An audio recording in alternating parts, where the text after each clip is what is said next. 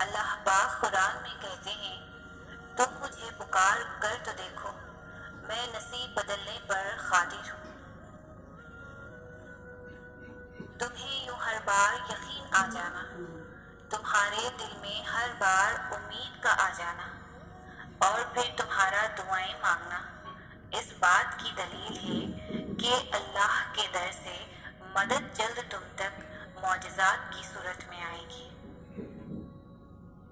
سینکڑوں مثالیں موجود ہیں کہ لوگوں نے دعاؤں سے اپنی پسندیدہ چیزیں اپنے مقدر میں شامل کی۔ تم بھی اللہ سے نا امید مت ہونا۔ ان لوگوں کی کہانی اللہ نے مکمل کی، وہ تمہاری کہانی بھی مکمل کر دے گا۔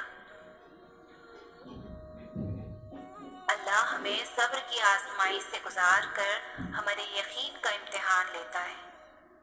وہ جو ہماری بے شمار نافرمانیوں کے باوجود ہمیں معاف کرنے والا ہے، وہ ہمیں سزا نہیں دیتا، وہ ہمیں اپنی طرف رجوع کروانے کے لیے اس صبر کے سفر سے روشناس کرواتا ہے، جس کی منزل اپنے رب کی قربت ہوتی ہے، اور ہماری ہر آزمائش پر کیا جانے والا صبر اور بھی درجے بلند کر دیتا ہے۔ سنو تمہیں سب مل جائے گا جو تم چاہتے ہو۔ تمہارا تہجد میں اللہ کے سامنے گر گرانا کبھی ضائع نہیں جائے گا۔ اللہ تو ہر دعا پوری کرتے ہیں، اور جو دعا تہجد میں مانگی جائے اس دعا کا تو مقام ہی بہت ہے۔ مایوس نہ ہوا کرو، اللہ تمہیں بہت قریب سے دیکھ رہا ہے۔ وہ جانتا ہے کون سی اذیت تمہیں توڑ رہی ہے۔ یقین جانو یہ تمہیں جوڑا جا رہا ہے۔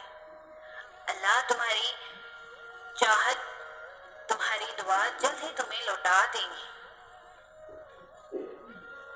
جب کوئی کہتا ہے نا یہ ناممکن ہے، میرے حوصلے کمزور پڑ جائیں، تو دل و دماغ کے چاروں اطراف سے یہ آیت دستک دیتی ہے۔ اللہ کریم ہر چیز پر قادر ہے، اور حوصلے اتنے مضبوط ہو جاتے ہیں کہ اللہ کریم تو واقعی ہر چیز پر قادر ہے۔ سب کچھ ان کے ہی اختیار میں تو ہے، اور ایک دفعہ نہیں کئی دفعہ ایسے ہی نہ تو اللہ نے سنبھالا ہے، اور پھر وہی خوشی اور شکر گزاری کی ملی جلی کیفیت اور چہرے پر مسکراہٹ، اور پھر سورۃ الرحمن کی آیت، اور تم اپنے رب کریم کی کون کون سی نعمت کو جھٹلاؤ گے۔ اور ایسا سب کے ساتھ ہوتا ہے، کبھی نہ کبھی کہیں نہ کہیں، یا اکثر ہم ہمت ہار جاتے ہیں اور ہمیں لگتا ہے کچھ نہیں ہو سکتا، مگر اللہ کریم کا کن کہنا اور ناممکن کا ممکن ہو جانا۔ اللہ کریم سے ایک دفعہ تعلق جڑ جائے تو وہ کیسے کیسے اپنے بندوں کو سنبھالتا ہے، نہ تو بندہ گمان کر سکتا ہے نہ ہی بیان۔ اللہ تعالیٰ فرماتا ہے، نہ تو تیرے رب نے تجھے چھوڑا ہے اور نہ وہ بیزار ہو گیا ہے۔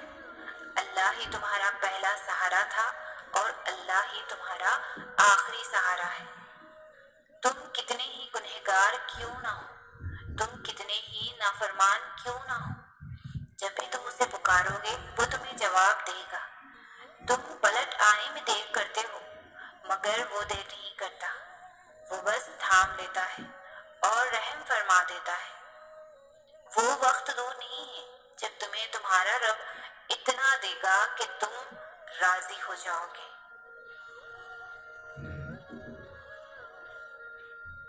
جب تم گہرے درد میں اللہ کے سامنے جاتے ہو، جب تم بے بیاں خاموشیاں لے کر اللہ سے فریاد کرتے ہو، جب تم اپنی خطاؤں کی ٹوکری لے کر اس سے رحم کی بھیک مانگتے ہو، تو وہ اپنی ساری رحمت سمیت کہ تمہارا استقبال کرتا ہے، اور اپنے پرسکون سی یاد میں لپیٹ کے دنیا کے ہر درد سے آزاد کرا دیتا ہے، اپنے نور سے تمہارا بکھرا ہوا دل پر نور کر دیتا ہے۔ بس اس کی طرف آنے کی ذرا سی دیر ہے۔ دعا کے قبول نہ ہونے کا تعلق اللہ کی ناراضگی سے نہیں ہوتا۔ اگر دعا کے قبول نہ ہونے کا انحصار اللہ کی ناراضگی پہ ہوتا تو حضرت یعقوب اپنے بیٹے سے کبھی بچھڑے ہی نہ ہوتے۔ دعا تو انہوں نے بھی مانگی ہوگی، اللہ ان سے ناراض تو نہ تھا کہ ان کی دعا قبول نہ کرتا؟ وہ تو پیغمبر تھے نا، اللہ کے نیک بندے، تو پھر اللہ انہیں کیوں دکھ دیتا؟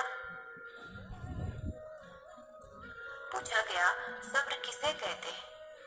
جواب ملا جب تمہاری آنکھیں آنسوؤں سے نم ہوں مگر تمہاری زبان پر شکوہ نہ ہو اور دل اس بات کی گواہی دے رہا ہو کہ اللہ جو کرتا ہے بہتر ہی کرتا ہے۔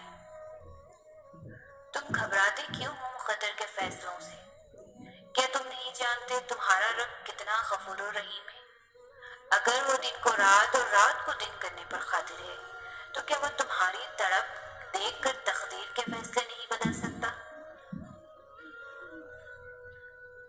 نصیب ہار جاتا ہے لیکن دعائیں ہمیشہ جیت جاتی ہیں۔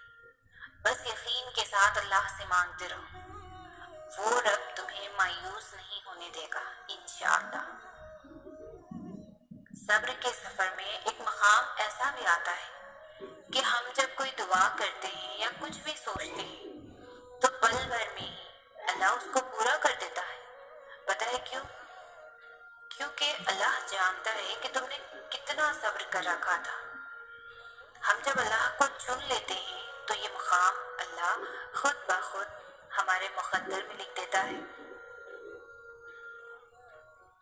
غم کی شدت جب تمہیں سجدے تک پہنچا دیتی ہے، ساتویں آسمانوں میں تمہاری پکار تہلکہ مچا دیتی ہے، پھر کون سا غم ہے ایسا جو باقی رہ جاتا ہے جب آسمان سے فوراً تمہارے لیے مدد اتاری جاتی ہے۔